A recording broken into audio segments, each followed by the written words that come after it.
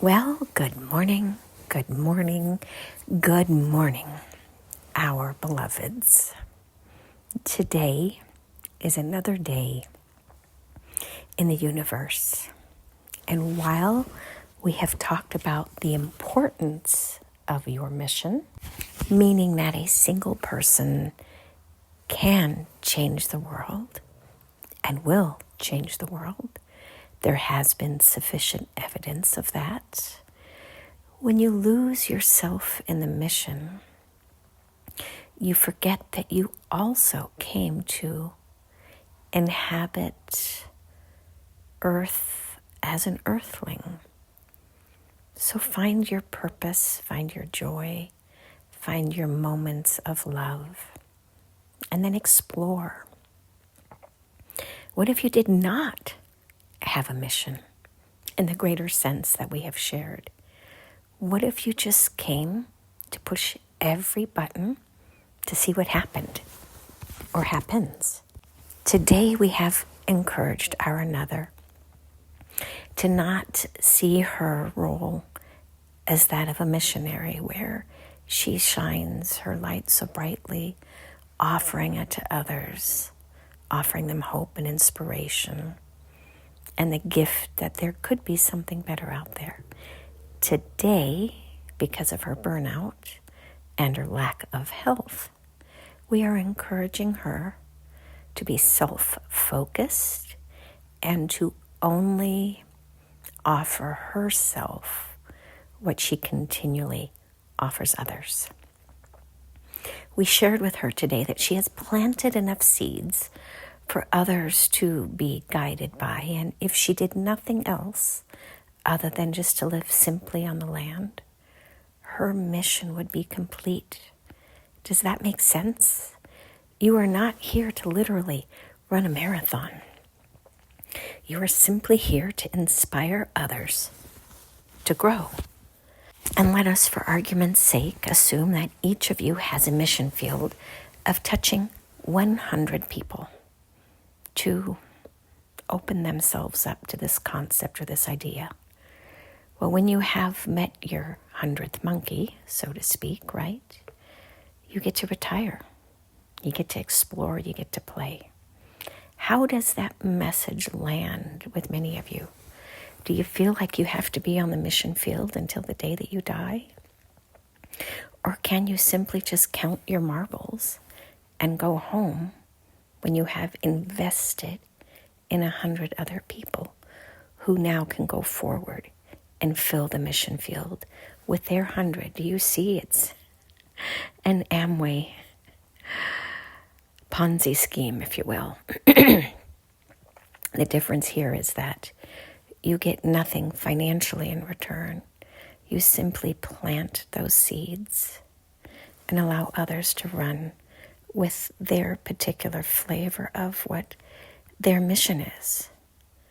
And when you sit back and just watch it unfold, it's no different than you taking wildflower seeds and just spreading them out, watering them, tending to them, nurturing them, and allowing them to grow healthy, substantial, resilient roots. And then after that, you can just sit on the porch and allow them to reseed themselves. No more effort is required because they're wildflower seeds. They are native to the area and are resilient within that particular landscape. And then you get to just smell the flowers. It is your incessant need to continue to save the world that is burning many of you out. And it is not truth. You only simply need to touch the lives or the hearts of a few. And then your mission field is complete.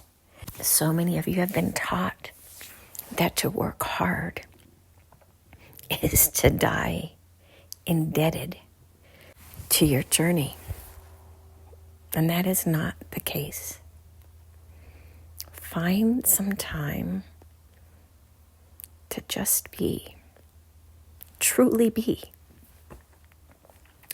Think nothing. Feel what floats through, but don't attach to it.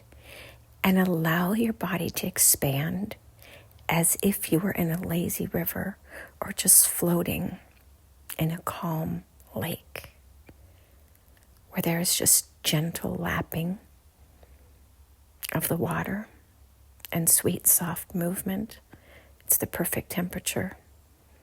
The sun is at the perfect point in the horizon to be comfortable, yet not dangerous. Just allow yourself that expansionary space where you allow your body to refill its cup and to find enjoyment in the simplicity of simply being alive. No different than an ant just scuttling across the sidewalk. It doesn't have a greater purpose. It just does. It just bees what it is, if you will. We are doing our best to teach you all about duality, the contrast. You can have two opposing thoughts that are true at the same time. You came to be the light, and you also came to simply be. And when you simply be, the light will naturally emit from you without any effort or thought or even indication as to how you might help or assist others. If you are a kind and generous soul who puts his or her or their needs before the needs of others, where that you feel complete and satisfied, if no one agrees with your decision, but you feel supported, isn't that what matters most at the end of the day? But how do we encourage you all to explore that state of being without being nihilistic? And that is the balance point of all of this, to find yourself while being of service to others. And it is individualistically created and endeavored. We know that much of what we say falls on deaf ears, and that is fine.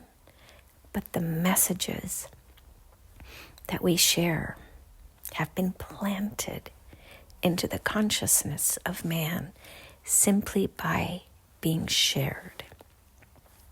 And they create a bubble of love and compassion and liveliness. And it does matter, even if no one ever hears it or sees them. If a tree falls in the forest and nobody hears it or sees it, did it fall? Did it make a noise? Does it disintegrate in compost to provide nurturance for those other seedlings that will come after? That is what our messages represent, even if nobody hears them. They become the foundation of the growth that will occur in the forest at some point in the future, because these messages need not be witnessed.